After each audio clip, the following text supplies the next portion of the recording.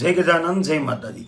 भोजन में आटली भूलो करनार लोकोना घरे भूत अने प्रेत भोजन करवा माटे आवे छे अने ए जे भोजन करे छे ए भूत प्रेतनुं हेठुं भोजन करे छे एवुं शास्त्र सहमत कहेवामां आवे छे। तो तमे पण जो तमारा घरनी अंदर भोजन में आटली भूलो करता होय रसोई बनाववामां के जमवामां तो आ भूलो तमारे सुधारी लेवी जोईए, नहींतर तमारा घरनी अंदर भूत अने प्रेतनो वास थशे। तो कई कई जग्याए भूतो अने प्रेतो भोजन करे छे चालो जाणीए।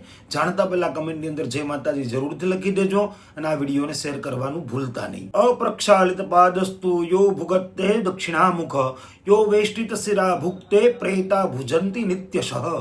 એમ કહેવાય છે, આપણું શાસ્ત્ર કહે છે તમે પગ ધોયા વગરના ભોજન કરવા માટે બેસો છો તો તમે પ્રેતનું ભોજન જમો છો, તમારી સાથે પ્રેતો પણ ભોજન કરે છે। તમે માથું ઢાંકીને ભોજન કરો છો તો પણ તમારી સાથે પ્રેતો ભોજન કરે છે, તમે પ્રેતનું હેઠું ભોજન કરો છો। તમે જે જગ્યા ઉપર ભોજન કરવા બેસો છો એ જગ્યા સ્વચ્છ નથી તો પણ તમે પ્રેતોનું હેઠું ભોજન કરો છો।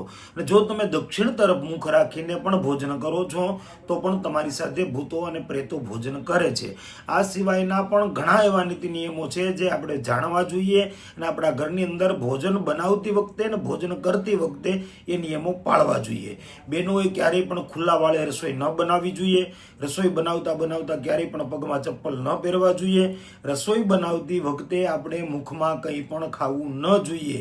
રસોઈ બનાવતી વખતે આપણે પૂર્ણ પવિત્રતાને જાળવવી જોઈએ। જો તમારા ઘરની અંદર તમે ભોજનને લગતી આટલી બાબતોમાં ધ્યાન રાખશો તો જેનું અન્ન શુદ્ધ હશે એના વિચારો શુદ્ધ થશે અને એના જીવનની અંદર એ પ્રગતિશીલ બની શકશે। તો ભોજન કરતી વખતે આમાંની કોઈ પણ ભૂલ આપણાથી નથી થતી એ વાતની આપણે પૂરેપૂરી ખાતરી રાખવી જોઈએ। જય ગજાનન જય માતાજી।